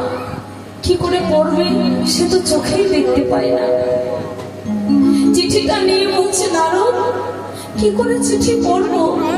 আমি তো চোখে দেখতে পাই না গো। নারদ তখন বলছে, মা, তুমি তো জানো না তোমাকে কে চিঠি লিখেছে? তুমি তো শুধু জানো তোমার গোপাল চিঠি লিখেছে, কিন্তু তোমার গোপাল যে ভগবান সে তো তুমি কোনোদিন বিশ্বাস করোনি। কোনোদিন মা যশোমতী বিশ্বাস করেনি বাবা যে তার ছেলেটা ভগবান। পাড়া প্রতিবেশী লোকে এসে যদি বলেছে তোমার কৃষ্ণ ভগবান, তো যশোমতী বলেছে, না না, আমার ছেলে ভগবান হবে কেন? আমার ছেলে সে আমার ভগবান হতে যাবে কেন? কোনোদিন বিশ্বাস করেনি বাবা। আমায়েরা, যশোমতী যদি ভগবানকে ভগবান বলে বিশ্বাস করে নিত, তাহলে ননি চুরি করেছিল বলে কান ধরে টানতে টানতে এনে তার কাছে বেঁধেছিল, পারত কাছে বাঁধতে? ভগবান বলে ভাবেনি বাবা, সন্তান ভাবেই ভেবেছে। তাই নারদ বলছে, মা, তুমি তো জানো না চিঠিটা লিখেছে পরশমণি, যে লিখেছে সে হচ্ছে পরশমণি। তুমি একবার ওই পরশমণির লেখা চিঠিটা এই দুটি নয়নে স্পর্শ করো, দেখবে তুমি দৃষ্টিশক্তি ফিরে পাবে। তুমি বলছো না? তাড়াতাড়ি চিঠিটা নিয়ে মা যশোমতী তার দুটি নয়নে স্পর্শ করলো। আর যেই স্পর্শ করলো, চিঠিটা সরানো মাত্রই আস্তে আস্তে মা যশোদা নয়ন খুলে তাকালো। আর যেই তাকিয়েছে সেই বলছে, নারদ, এই তো আমি সব দেখতে পাচ্ছি, এই তো তুমি বসে আছো, আমি দেখতে পাচ্ছি, আমি সব দেখতে পাচ্ছি। মা, আর দেরি করো না, চিঠিটা পড়ে ফেলো। মা চিঠি পড়ছে, বাবার কাছে গেল, বাবা আর দেরি করো না, তোমার গোপাল চিঠি দিয়েছে, তাড়াতাড়ি প্রভাস ক্ষেত্রে যাও। পিতার চিঠি পড়লো, সখাদের চিঠি দিল, কিন্তু মায়েরা বৃন্দাবনে রাধার কাছে কোনো চিঠি গেল না। এখন নারদ মনে মনে চিন্তা করছে যে সবাইকে তো গোবিন্দ চিঠি লিখলো, রাধাকে চিঠি লিখেনি। এই কথা যদি আমরা রাধাকে বলে দিয়ে আসি তাহলে কেমন হয়? প্রথমেই বলেছি নারদ মানে যার পেটে কোনো কথা হয় না, রোদ পেটে কথা থাকে না, এর কথা ওকে লাগানো, ওর কথা তাকে লাগানো, আর দুজনের মধ্যে যখন ঝগড়া হবে মাঝখান থেকে নারদ নিতাই গৌরী। এই হচ্ছে নারদের কাজ। তা ভগবান যে সবাইকে চিঠি দিল, রাধাকে দিল না, সেটা রাধাকে একবার জানিয়ে দিলে কেমন হয়? বুদ্ধি কুটবুদ্ধি, এত কুটবুদ্ধি মায়েরা এই কূট বুদ্ধির গুণে, নারদের কূট বুদ্ধির গুণে স্বয়ং ভোলা মহেশ্বর বিবাহের আসরে উলঙ্গ হয়েছিল, শুধু এই নারদের বুদ্ধির গুণে। সতীকে হারিয়ে যখন ভোলানাথ বসেছিল, প্রতিনিন্দা সইতে না পেরে সতী দেহত্যাগ করেছিল। সতীকে হারিয়ে যখন তাণ্ডব নৃত্য করে 51টা খণ্ড 51টা পীঠ হয়ে গেল, এবার নারদ মনের দুঃখে, আহা ভোলানাথ মনের দুঃখে কৈলাস পর্বতে বসে আছে। ভোলানাথের দুটো ছেলে ছিল, ও মায়েরা নাম জানো গো? দুটো ছেলের নাম, ভোলানাথের দুটো ছেলে কে কে গো? কার্তিক আর গণেশ। আরো দুটো ছেলে ছিল, কে বলো তো? হ্যাঁ, নন্দীভিঙ্গে মিঠুন আর বচ্চন। কি না? নন্দিয়া ভিঙ্গে নন্দী আর ভিরিঙ্গি ওই শিবের পায়ের তলায় বসে বসে বলছে, ও বাবা, বাবা মা তো চলে গেল, আর আমাদের মা বলার মতো কেউ থাকলো না। ও বাবা, তুমি আর একটা বিয়ে করো না, তাহলে আমরা মা বলতে পাবো। ভোলানাথ বলছে, এই সতীর মতো স্ত্রী যে প্রতিনিন্দা সইতে না পেরে দেহ ত্যাগ করলো, আমি তার স্বামী হয়ে আবার বিয়ে করবো? কখনো না, আমি আর বিয়ে করতে পারবো না। ও বাবা, বিয়ে করো না, আর একটা বিয়ে করো, আমরা তাহলে মা বলে কাউকে ডাকতে পাবো। বিয়ে করো না বাবা। ভোলানাথ বলছে, না না, আমি বিয়ে করবো না। বলছে, না করো না বাবা। বলছে, না বিয়ে করবো না। কি হলো? বলছে একটা বিয়ে করো না। একটা বিয়ে না, আর আমি বিয়ে করবো না। না না করো, না বিয়ে করবো না, না করবো না। এমন সময় নারদ এসে ঢুকে পড়েছে, পয়মালা করে ঢুকে পড়েছে। পয়মাল মানে বলছো তো? পয়মাল মানে চুল ছড়াতো গ্যারা বলে লোক, গ্যারা। নারদ এসে বলছে, ও মামা, বিয়ে করো না। বলছে, না বিয়ে আমি করবো না। ও মামা, কি হলো? বলছি বিয়ে করো না গো। না বিয়ে করবো না। বলছি পুরোটা না করো, একটু বড় করো। কি একটু বড় করো। একটু পারা? কি বলে গো? বিয়ে আমার একটু করা হয় নাকি? একটু বিয়ে করা হয়? লড়িস কেন তো? তখন ভোলানাথ বলছে, বিয়ে আমার একটুখানি কি আছে রে? বিয়ে যদি করতে হয় তাহলে পুরোটাই করবো। হ্যাঁ, পুরোটাই করো। এখন বিয়ের কথা শুনলে 70 বছরের বুড়ো লাফিয়ে ওঠে। ভোলানাথ বলছে, বিয়ে করবো। পাত্রী দেখ। পাত্রী ঠিক হলো কার সঙ্গে? দুর্গা। দুর্গার সঙ্গে বিয়ে ঠিক হলো। নারদ মনে মনে করছে, মামা এই বিয়ের আসরে আমি বাজাবো তোমার ধামা। সাপ সাপ ই করতে এই বলে নারদ বিয়ে ঠিক করলো। ভোলানাথ বিয়ে করতে যাচ্ছে। সাজটা কেমন দেখো, মাথায় নিয়েছে সাপের টোপর, গলায় পড়েছে সাপের মালা, হাতে নিয়েছে গাঁজার কলকে, আর পরনে একটা বাঘ ছাল, একটা কালো রঙের সাপ দিয়ে ওই বাঘ ছালটাকে ভালো করে বেল্ট করে টাইট করে বেঁধে রেখেছে। এইবার ভোলা চলেছে বিয়ে করতে। যেই না গেল ওদিকে নারদ গন্ডগোল পাকিয়ে রেখে দিয়েছে। মেনকাকে গিয়ে বলেছে, ও দিদা, তোমার জামাই আসছে। বলি, গরম ডালায় যদি গোটা পাচে বিশেষ করে শিকড় রেখে দাও, তাহলে তোমার জামাইয়ের খুব মঙ্গল হবে। হ্যাঁ, মেনকা মনে মনে ভাবছে, গোটা পাচে রাখলে জামাইয়ের মঙ্গল হবে, তাহলে গোটা পাচেকের জায়গায় গোটা 50 রাখলে বোধ হয় আরো মঙ্গল হবে। তাই 5 জায়গায় রেখেছে গোটা 50। তোমরা জানো তো নাকি যে ঈশান বলে শিকড় থাকলে 1 কিলোমিটার দূরে পর্যন্ত সাপ আছে না। সাপ থাকে না। এইবার গোটা 50 বরণ ডালায় রেখেছে ঈশান মূলের শিকড়। যেই ভোলানাথ চলে এসেছে, এইবার মেনকা চলে যাচ্ছে বরণ ডালা নিয়ে জামাই বরণ করবে। যেই না বরণ ডালা নিয়ে চলে যাচ্ছে, আর ভোলানাথ এসে দাঁড়িয়েছে। এবার বরণ ডালা নিয়ে যেতে যেতে যেতে যেতে বাবা যত কাছে যাচ্ছে, ওই ঈশান মূলের শিকড়ের গন্ধে একবারে ভোলার সাপের টোপর হর হর করে খুলে সরসর করে পালিয়ে গেছে। আরো একটু যে এগিয়ে গেছে, গলার মালা খুলে পালিয়েছে। এবার আরো যে একটু এগিয়ে আসছে, বাকি আছে কি কোমরের বেল পাক খাচ্ছে, সেও এবার যাবে। দুর্গা ঘরের ভিতর থেকে দেখছে কি স্বামী বেল পাক খাচ্ছে না। সবার মাঝে যদি বেল খুলে যায়, তাহলে আমার মান সম্মান নষ্ট হয়ে যাবে। তাড়াতাড়ি দুর্গা ঘর থেকে বাইরে এসেছে। বাইরে এসে ভোলানাথের বাম পাশে দাঁড়িয়েছে। ভোলানাথের বাম পাশে দাঁড়িয়েছে। এবার সবার সামনে তো আর বলতে পারছে না, স্বামী বেলটা টাইট করে বেঁধে নাও, বেল খুলে যাবে। তাহলে কি করতে হবে? একটু সংকেত করতে হবে যেন বুঝতে পারে যে বেলটা বেঁধে নাও। তখন দুর্গা মনে মনে করছে এত লোকের সামনে বেল বাঁধা যাবে না, এই বেল্টের যা অবস্থা, যা পাক খেতে শুরু করেছে, বরং আমি একটু ইশারা করে বুঝিয়ে দিচ্ছি, স্বামী বসে পড়ো। বসে পড়লে বেল্ট খুলে গেলেও পুরো ঘটনা ঘটবে না। এই চিন্তা করে কোণে আঙুল দিয়ে দুর্গা বলেছে কি, স্বামীকে সংকেত করে খোঁচা মেরে বুঝিয়ে দিল যে স্বামী বসে পড়ো। ডান দিকে দাঁড়িয়েছিল, দুর্গা তার কোণে আঙুল ধরে মেরেছে। যেই এক খোঁচা মেরেছে, ভোলানাথ মনে মনে করছে কি ব্যাপার, আমারে খোঁচা মারলো কেন? মেয়ে ছেলে হয়ে আমারে খোঁচা দেয়? এমনিতেই ভোলানাথ একটু হট সেন্টিমেন্টাল, অল্পই রেগে যায়। মনে মনে করছে মেয়ে ছেলে হয়ে আমারে খোঁচাই। দুর্গা মারলো এক খোঁচা, রেগে গিয়ে ভোলানাথ মারলো দুর্গা 3 খোঁচা। এবার খোঁচাখুচি করতে করতে তার মাঝে বেল্টও খুলে গেছে, বাঘ ছালও পড়ে গেছে। ভোলানাথ সবার মাঝে নিতাই গৌর হরি বল। মেনকা মাথায়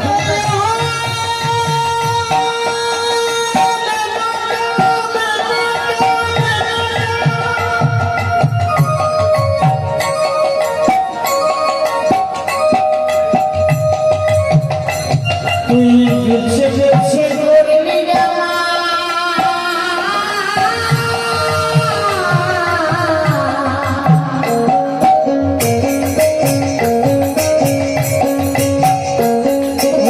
চিরকালে এক ডালো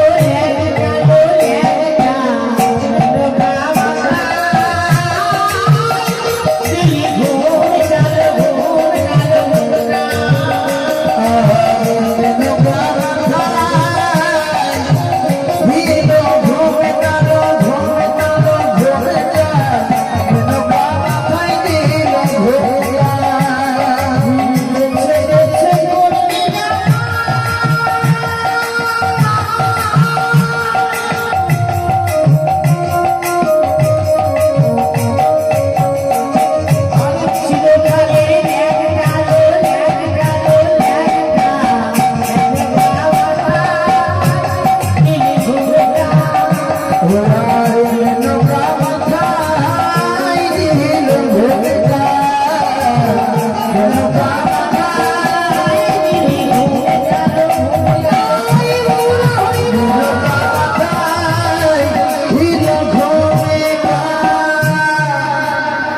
মেনকার মাথায় ঘুমতে ছি ছি ছি ছি, জামাইয়া করে উলঙ্গ।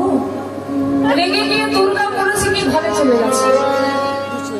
আর যেই দুর্গা ঘরে চলে গেছে রেগে, ভোলানাথ পিছন পিছন গেছে বাঘ ছালটা তুলে। ও দুর্গা,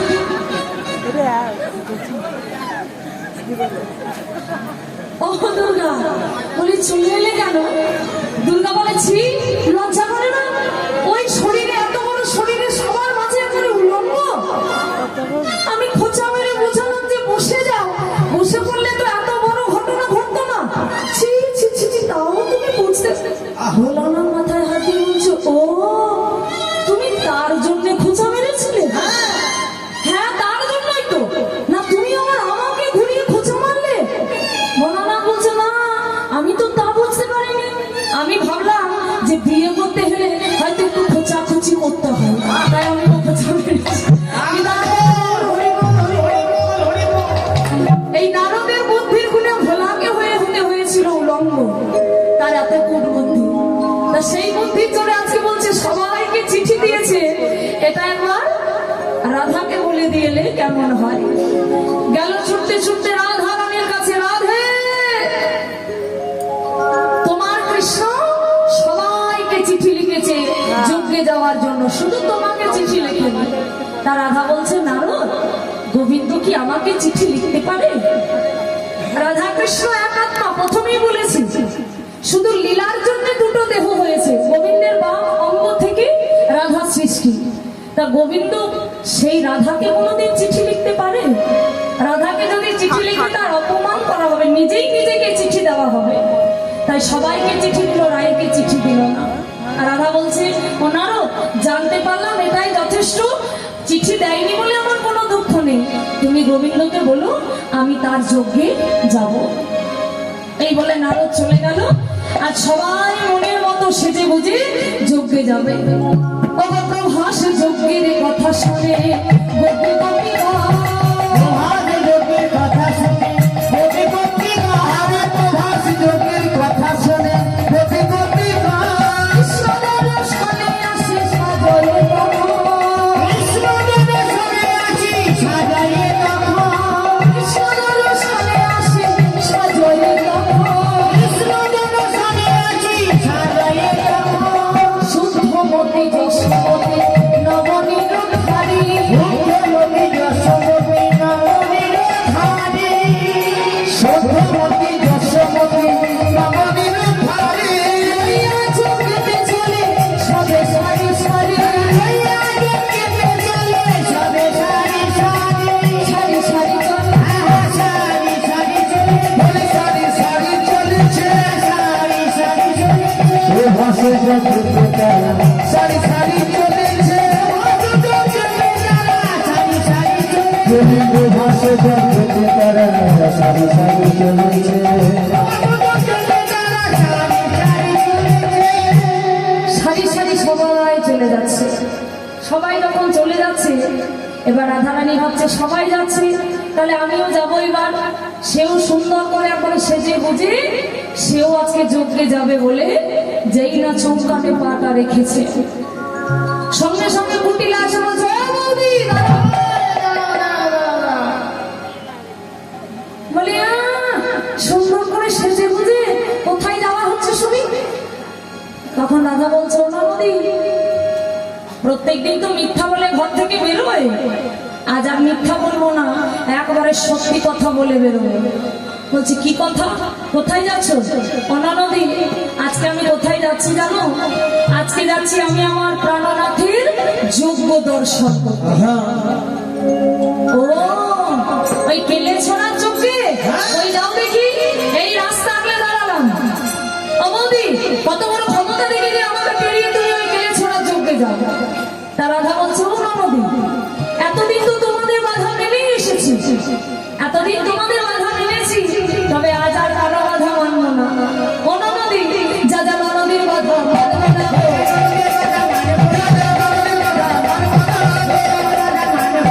এই তো বাধা করলো, নদীর বাধা মানবে না। ও বলি এই তো যাত্রা করলো, নদীর বাধা মানবে না। কি বললে, কি বললে? বাধা মানবে না? আমার বাধা মানবে না? দাঁড়াও দেখাচ্ছি, ওই যজ্ঞে যাবে তো, যাওয়াচ্ছি। ছুটতে ছুটতে গেল আয়নের কাছে, ও দাদা, সারাদিন কালি কালি না করে চলো, বউটা যজ্ঞে যাচ্ছে। কি বললি? ওই যে যজ্ঞে গেলে ছোড়া যজ্ঞে যাচ্ছে সেজে বুঝে। আয় কুটিরা, সত্যি বলছিস? আয়ান তখন রেগে গেছে যে আমি মা কালীর পুজো করছি, আমার কোনো কাজে সাহায্য নেই, আর সে কিনা যাচ্ছে কৃষ্ণের যজ্ঞে। আজ তার একদিন কি আমার একদিন। এই বলে মা কালীর হাতে কি থাকে? গদা, না, মা কালীর হাতে গদা থাকে, তাই না? থাকে না? কি থাকে? খড়গ। মা কালীর হাতে থাকে খড়গ, শ্যামা মায়ের হাতে ছিল খড়গ। আয়ান করলো কি, মা কালীর হাতে থেকে সেই খড়গটাকে তুলে নিল, আর সেই খড়গটা তুলে নিয়ে লাল চক্ষু রক্ত বর্ণ করে আজকে চলে আসছে। এসে বলছে, রাধে, কোথায় যাচ্ছ তুমি? রাধে বলছে, স্বামী, আমি যাচ্ছি আমার প্রাণনাথের যজ্ঞে। কি বললে? এত বড় তোমার সাহস, আমার মুখে মুখে বলো কিনা প্রাণনাথের যজ্ঞে যাচ্ছ? রাধে, খবরদার বলছি, তুমি যাবে না। ভক্তমণ্ডলী, ভক্তিমতী মায়েরা, সেই দিন রাধা কিন্তু পারত নিজের স্বামীকে অগ্রাহ্য করে সে কিন্তু গোবিন্দের যজ্ঞে যেতে পারত, কিন্তু রাধা সেইভাবে গেল না। কেন? সেই দিন রাধা রানী চিন্তা করেছিল যে আজকে আমি যদি নিজ স্বামীকে অবজ্ঞা করে আমি গান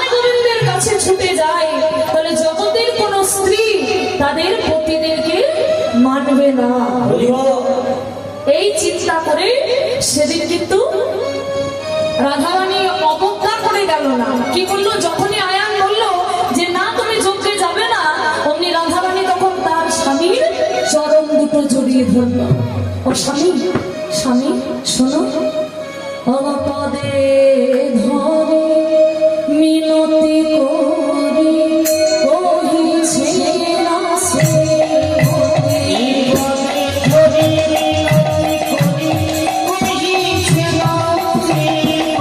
বিপদে ধরি মিনতি করি কহিছে নসিমতে।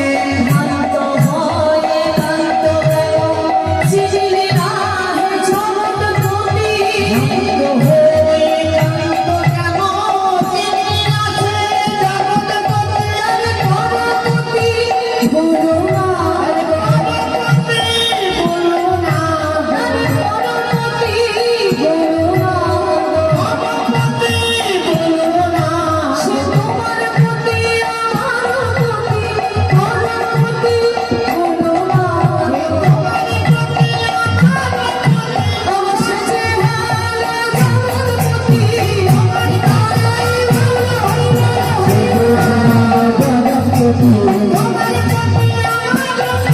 আর করপতি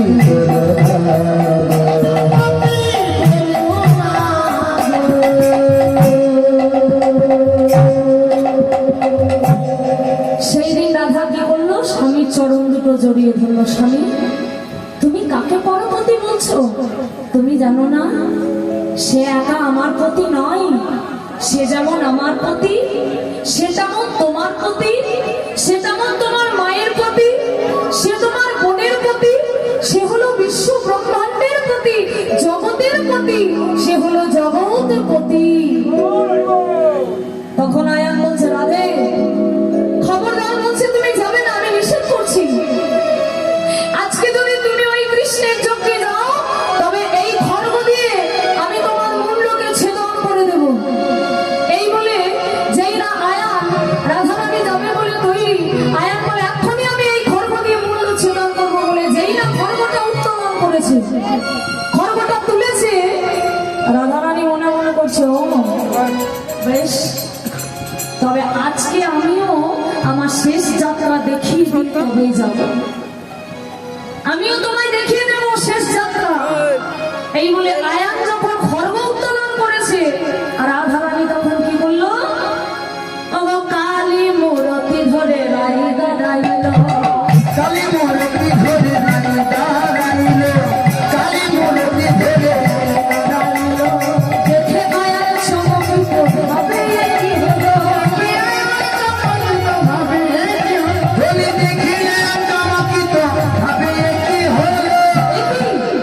আমি কি দেখিতে কি দেখিলাম, কি দেখিতে কি দেখিলাম, কি দেখিতে কি দেখিলাম, যে আমার মাতারাই কি দেখিতে কি দেখিলাম, কি দেখিতে কি দেখিলাম, যে আমার মাতারাই কি দেখিতে কি দেখিলাম, কি দেখিতে কি দেখিলাম।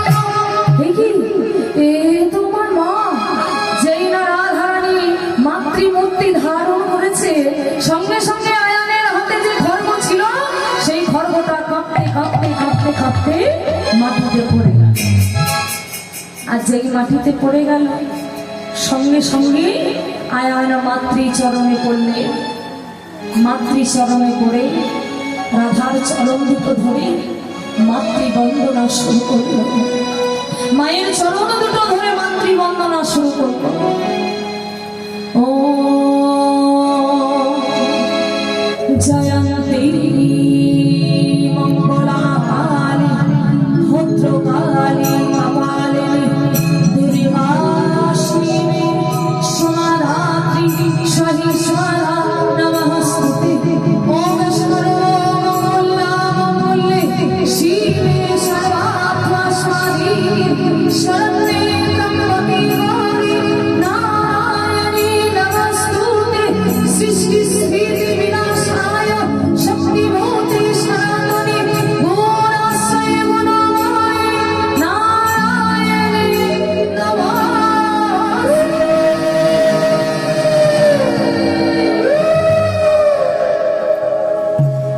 মায়ের চরণে পড়ে গেল, মায়ের চরণ দুটো জড়িয়ে ধরে কি বলছে, মা তোর সুখের কাজ সারা মাখিয়ে দিলে মাতার চোখের কাজ সারা গায়ে মাখিয়ে দিল মা তোর সুখের কাজ সারা মাখিয়ে দিলে মাতার চোখের কাজ সারা গায়ে মাখিয়ে দিল আমার সাজিয়ে দিল শ্মশান চিতা, আমার সাজিয়ে দিল শ্মশান চিতা, সাজিয়ে দিল শ্মশান চিতা, আমার ভস্মানীন রে সাজিয়ে দিল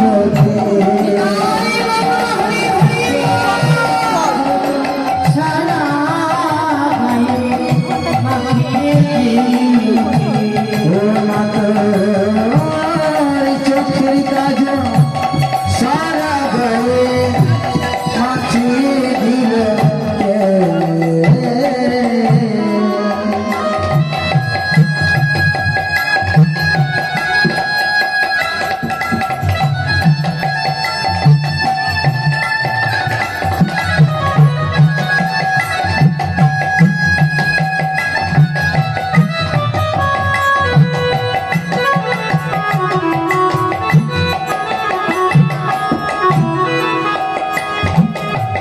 হার মালা কোথায় পেলি, ওই ছবির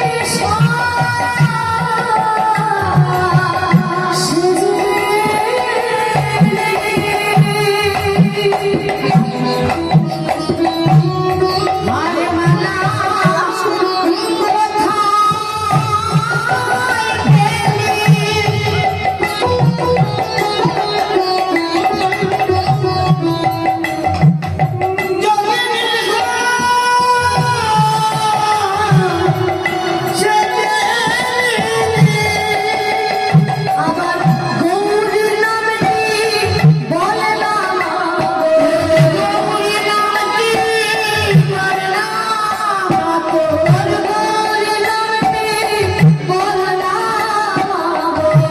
গৌর নামটি বলে না হরে নীলতে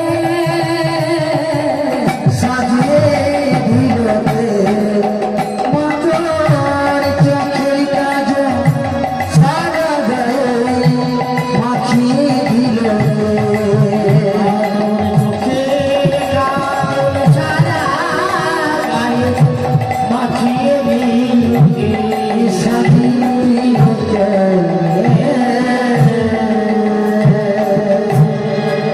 যেই না রাধার চরণ দুটো আয়ান জড়িয়ে ধরেছে, ধরে বলছে রাধে, ও রাধে, আমি তোমায় চিনতে পারিনি, তোমায় চিনতে আমার ভুল হয়েছিল, আজকে আমি তোমার স্বামী হয়ে বলছি রাধে, কোনোদিন না কোনোদিন আমারও শেষ দশা হবে, কোনোদিন তো কালী ছেড়ে কৃষ্ণ ভজনা করি নাই, তুমি যাবে যখন তোমার কৃষ্ণের যজ্ঞে, তোমার কৃষ্ণকে বলো যে এই তোমার স্বামীর যেদিন শেষ দশা হবে সেই দিন তোমার কৃষ্ণ এসে যেন তার চরণ দুটো আমার মাথায় দিয়ে আমার জীবনটা ধন্য করে দেয়। হরি বল, হরি বল। ও রাধে, আমি আর তোমাকে যেতে নিষেধ করবো না, তুমি যেখানে খুশি তুমি সেখানে যাও, আর তোমাকে কেউ নিষেধ করবে না। এই বলে এবার রাধা রানী আজকে স্বামীর অনুমতি নিয়ে যজ্ঞে চলে যাচ্ছে। মাগো, যজ্ঞের হচ্ছে চারটে দ্বার, চারটে দ্বারে যাচ্ছে চারজন। প্রথম দ্বারে যাচ্ছে নন্দ উপানন্দ গোপাদিগণ, দ্বিতীয় দ্বারে যাচ্ছে ব্রজ রাখালগণ, তৃতীয় মা যশোদা আর চতুর্থ দ্বারে শ্রীমতী রাধারানী। তবে ওই 4 দ্বারে প্রহরী ছিল তো, সবাইকে ঢুকতে দিয়েছিল কিন্তু বৃন্দাবনে কাউকে ঢুকতে দেয়নি। যখন মা ঢুকতে গেল, মাকে ধরে বাইরে বের করে দিল, ভিতরে যেতে দিল না।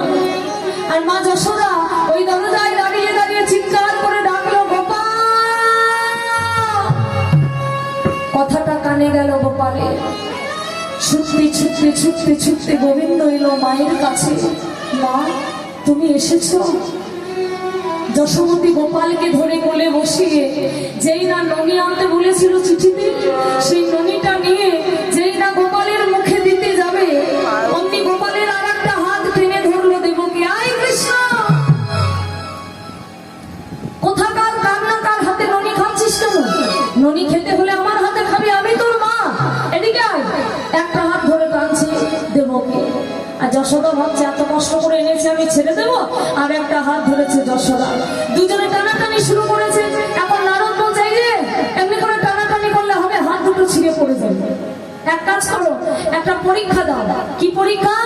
কৃষ্ণকে 100 বস্ত্রের পিছনে রাখা হবে, আর 100 বস্ত্রের সামনে থাকবে কৃষ্ণ, মা। 100 বস্ত্রের সামনে মা দাঁড়াবে, 100 বস্ত্রের পিছনে কৃষ্ণ দাঁড়াবে। যার দুগ্ধের ধারা 100টা বস্ত্র ভেদ করে কৃষ্ণের বদনে যাবে, সেই হবে প্রকৃত মা। দেবকী গর্ভে ধরেছে তো, তার অহংকার একটু বেশি, তাই সে বলছে আমি আগে পরীক্ষা দেব। 100 বস্ত্রের সামনে দাঁড়ালো দেবকী, এবার খুব দুগ্ধ বের করার চেষ্টা করছে। ওগো শতবার চেষ্টা করে, শতবার চেষ্টা করে, ও দেখো শতবার চেষ্টা করে, বসনা ভেদে না করে, বসনা ভেদে না করে, বসনা ভেদে না করে। বসনা ভেদে না করে। খুব স্তন থেকে দুগ্ধ বের করার চেষ্টা করছে, এক ফোঁটাও দুগ্ধ বের হলো না। মুখটা নিচু করে দেবকী সরে গেল। এইবার যশোদা এলো, তার তো গোটা শরীর প্রেমে পরিপূর্ণ। সেই প্রেম নিয়ে আজকে মা যশোদা বলছে, গোপাল দুগ্ধ পান করবি না?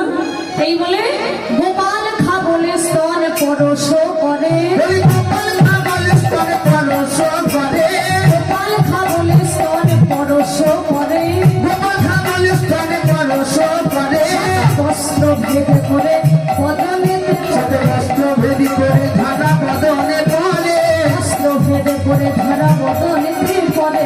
বস্ত্র ভেদি করে ধারা বদনে পরে। এ হচ্ছে প্রেমের ধন।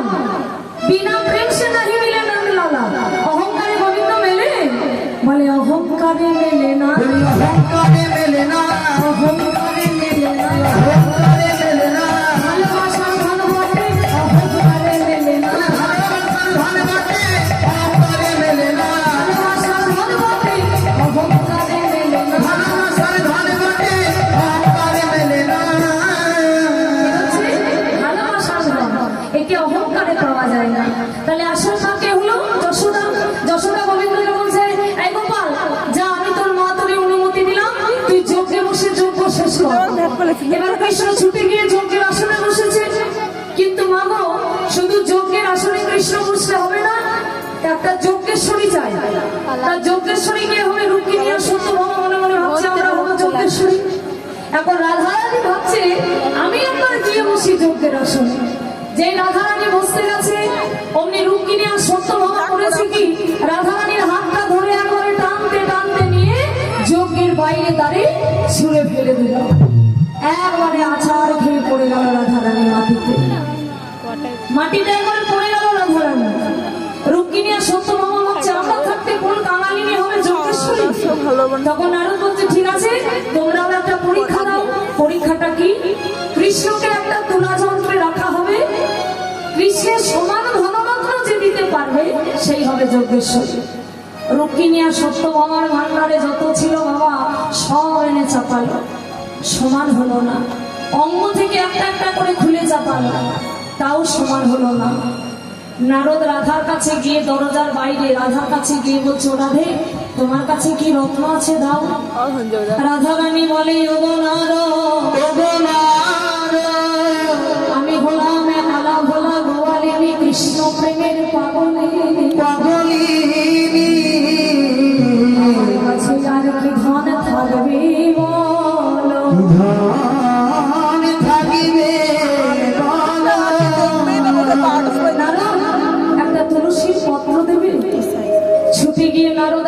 তুলসীর পত্র দিল রাধার হাতে, আর রাধারানী ওই তুলসী পত্রের ওপরে কৃষ্ণের নাম লিখে দিল।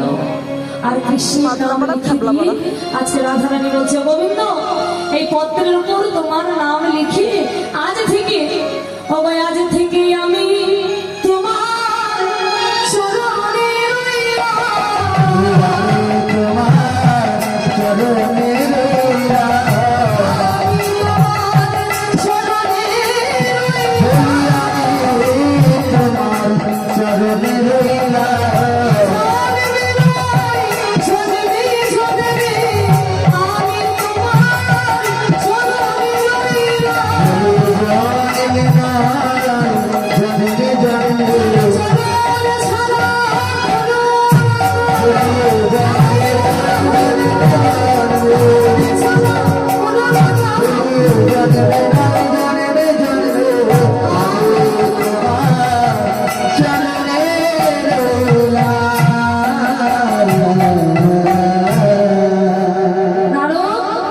এই তুলসীর পত্রটা চাপিয়ে দাও তুলা যন্ত্রে। ও মা, এই নারদের কৃষ্ণ নাম লেখা তুলসীর পত্রটা যেই না তুলা যন্ত্রে রাধার দিকে চাপিয়ে দিল, অমনি কি হলো?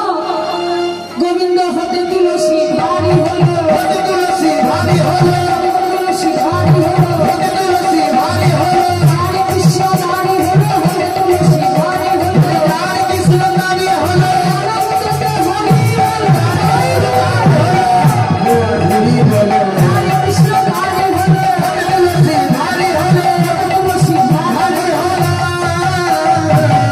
গোবিন্দ হতে তুলসীর পত্র ভারী হয়ে গেল।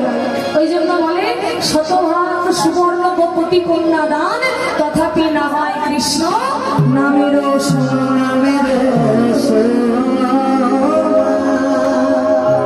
এইবার যজ্ঞেশ্বরী হচ্ছে রাধারানী। কিন্তু মা আমি প্রথমেই বলে দিয়েছি যে রাধারানী তখন যে দশাটা চলছিল সেটা ছিল তার শেষ দশা। শেষ দশার আগের দশা, শেষের দশা হচ্ছে মৃত্যু, তার আগের দশা হচ্ছে মোহ, মানে আমরা যাকে ইংরেজিতে বলি কোমা, বলি না মানুষটা কোমায় চলে গেছে, রাধারানীর ঠিক সেরকমই দশা ছিল। ওই যে রুক্মিণী আর সত্যভামা বাইরে নিয়ে গিয়ে ফেলে দিল, ওখান থেকে উঠে গিয়ে যে আর আসনে বসবে সেই ক্ষমতা আর রাধার হলো না। তাই পদকর্তা এখানে একটা মিলন করেছে, মিলনটার নাম হচ্ছে ভাব সমাধি মিলন। মানে রাধার দেহটা যজ্ঞের দ্বারের বাইরে পড়ে থাকলো, আর অন্তর থেকে সত্তাটা বেরিয়ে গিয়ে যজ্ঞেশ্বরীর আসনে বসলো। তাহলে আজকে যজ্ঞেশ্বরীও বসলো, গর্গাচার্য মুনি যজ্ঞের আহুতি দিলেন, মা অনুমতি দিল, কানাই ওরে গোপাল তুই এবার তোর যজ্ঞটা শেষ কর। এইবার গোবিন্দ আমার সেই যজ্ঞ সম্পূর্ণ করলেন।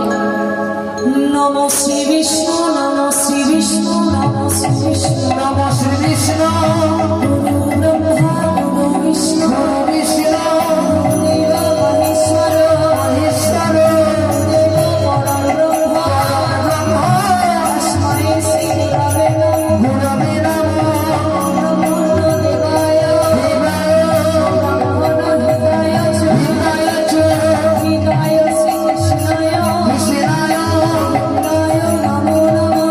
নমো নমঃ, কৃষ্ণ করুণা সিন্ধু, সিন্ধু, বন্ধু জগৎপতে, জগৎপতে, সর্ববিকানন্দ, গোপিকাকান্ত, রাধাকান্ত নমস্তে। নমস্তুতে, ওম শান্তি, ওম শান্তি। ওম শান্তি, ওম শান্তি।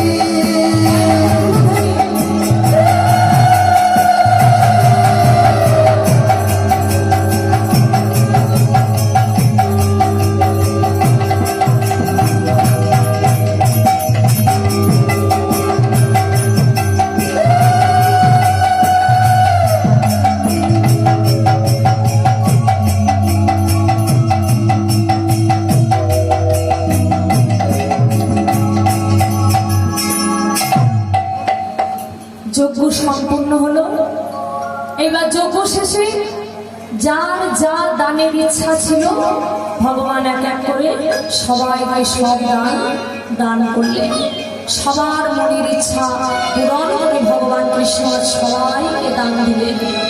সবাই যখন দান পেল, এবার সবাই দান পাওয়ার পরে সর্বশেষে বাকি ছিল সেই যজ্ঞের চিতাভস্ম। যজ্ঞ শেষ করে ভগবান কৃষ্ণ সেই যজ্ঞের চিতাভস্ম নিয়ে, পাশেই ছিল প্রভাস নদী, চিতাভস্মটা নিয়ে যে গোবিন্দ আমার প্রভাস নদীর জলে নিক্ষেপ। আর যেই প্রভাস নদীর জলে চিতাভস্ম করল, তৎক্ষণাৎ সঙ্গে সঙ্গে ওই চিতাভস্মের স্পর্শে প্রভাস নদীর জল আবার পবিত্র হয়ে উঠল। ভক্তমন্ডলী, বন্ধুমতী মায়েরা, আজকে আমাদের প্রভাস যজ্ঞ লীলা এই পর্যন্তই থাকলো।